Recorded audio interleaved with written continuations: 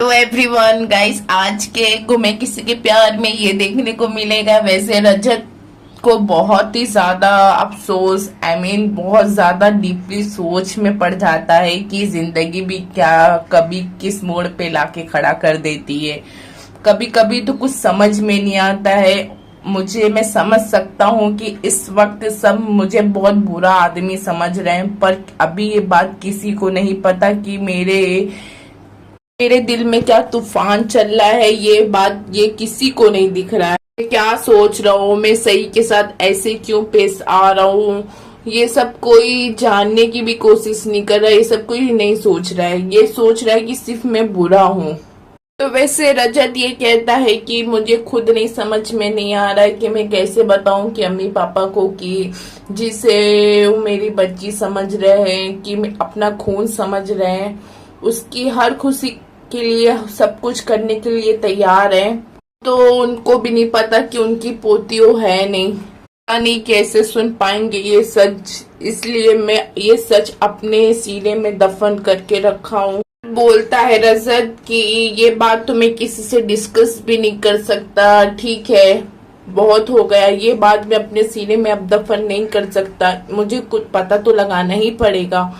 तो गाइस, रजत बनाता है प्लान। बोलता है चाहे उसके बाद मेरा दिल टूट जाए, या फिर मेरी फैमिली बिखर जाए, या फिर सही मुझसे बहुत दूर हो जाए, मगर मुझे पता लगाना ही होगा। गाइस, रजत करता है सही और अपना डीएनए टेस्ट करवाता है।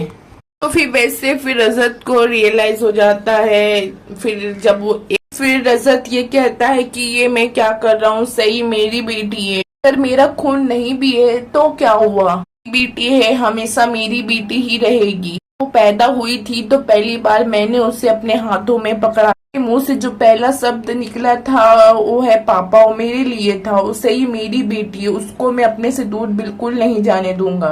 मेरी मम्मी पापा, उसके दादा दादी हैं, उनकी पोती है, मैं उनसे दूर सही को नहीं कर सकता। और सिर्फ फिर रजत ये कहता है कि उसको मुझसे कोई अलग नहीं कर सकता। सब सही से मेरे घर में इतना प्यार करते हैं, मुझे कोई हक नहीं बनता है कि उसको मैं सबसे दूर करूं।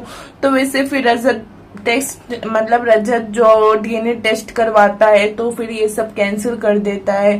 फिर अपने घर की तरफ जाता है। फिर जो ये देखने को मिलता है, आशिका का फोन आ जाता है सभी के पास। कहने लगती है आशिका, तो सभी जल्दी यहाँ आओ, अपने हस्बैंड को अपने साथ लेके जाओ। जबरदस्ती मेरे बेडरूम में घुस गया और अजीब अजीब सी हरकत कर रहा है। तो वैसे फिर सभी ये सब बोलती है आशिका को, ये आशिका सभी से कहती है। तो सभी बोलती है कि रुको मैं आ रही हूँ।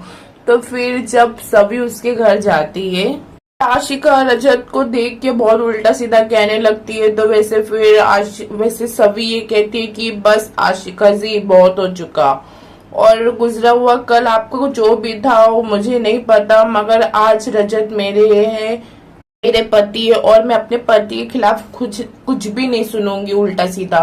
तो वैसे रजत ये सब सभी की बात सुनता है। तो बहुत अब देखते हैं कि गाइस, यहीं तक की पूरी वीडियो है। आपको ये वीडियो पसंद